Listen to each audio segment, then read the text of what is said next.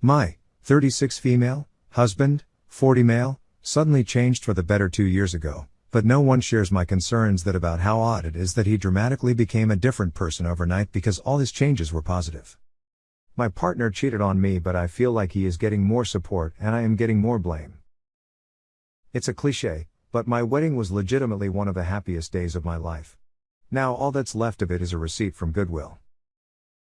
Before we get started, make sure to subscribe so you will never miss a video. So let's get started. My 36 female, husband, 40 male, suddenly changed for the better 2 years ago, but no one shares my concerns that about how odd it is that he dramatically became a different person overnight because all his changes were positive. When I married my husband, I knew that he was an overweight, lazy video game nerd, and I loved him anyway for his warm heart and kind personality. He detested exercise, stayed a low rank at his career because he put in minimum effort, and we bonded more over activities like watching movies together at home rather than going out. He went on this camping trip with his friends 2 years ago, and did shrooms. He had never done drugs before, and had he consulted me I would have told him that was a terrible idea, and when he came home, it was like something had lit a fire under his butt. He completely changed interests. He never played video games again and took up running, reading books even though I'd never seen him read before except for school, and several other completely random hobbies. He became a vegetarian even though, before, he'd been a meat and potatoes guy. He worked harder at his job, then did an accelerated grad school program and ended up making tons more money. I barely recognize him. We still have a good marriage, and I still love him, and he has motivated me to be better in the last 2 years, but I can't help but wonder if those drugs knocked a screw loose. Could this be dangerous? I'm deeply concerned. I know that people change, but about all that's left of him is his warm heart.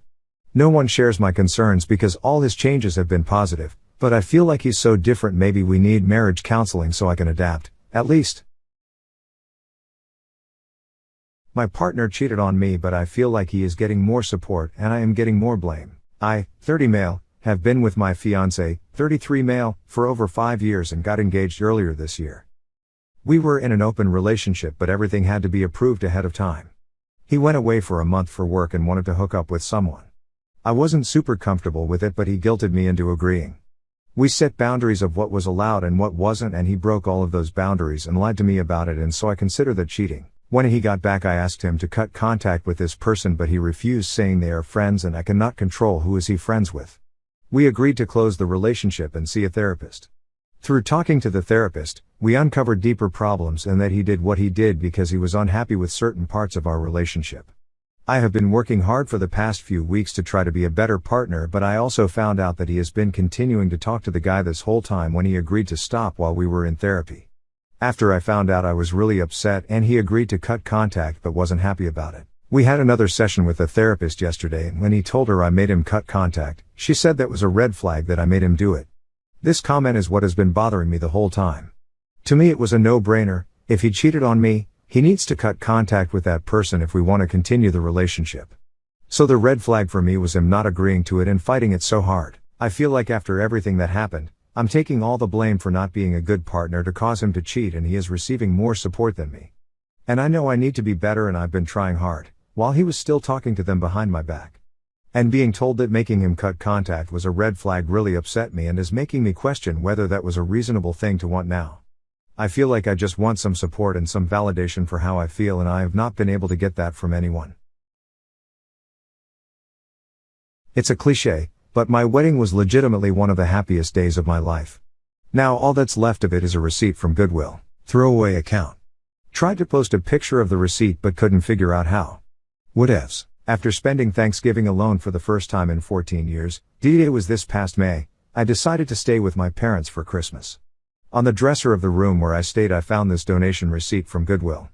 I need to tell someone what it means to me. We got married in 2015 after dating for 9 years. We wanted our special day to reflect who we were, something unique. We ended up hosting an outdoor wedding on my brother's wife's farm in Michigan's Upper Peninsula. It's a physically beautiful place that held a special place in our hearts. We used to travel there with friends every summer over July 4th, listen to baseball on the radio, swim, visit with my brother's wife's parents and elderly grandparents, and generally take a pause to feel at peace. It was a very handmade wedding.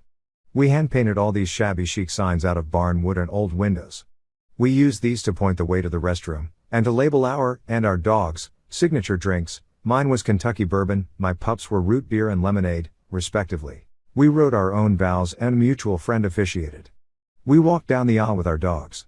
My brothers and my dad provided music for the ceremony, Long Long Long, by the Beatles. After the ceremony, we buzzed around the tent where our friends and family noshed on pasties and barbecued pork. We were so busy visiting with our guests, neither of us got a chance to eat. I gave my speech with my arm around my father-in-law. I talked about how in the old days a marriage was a celebration not just of the joining of two people, but the joining of two families. I talked about how happy I was that my family had just doubled in size. It's kind of a bullshit cliche that your wedding is the happiest day of your life.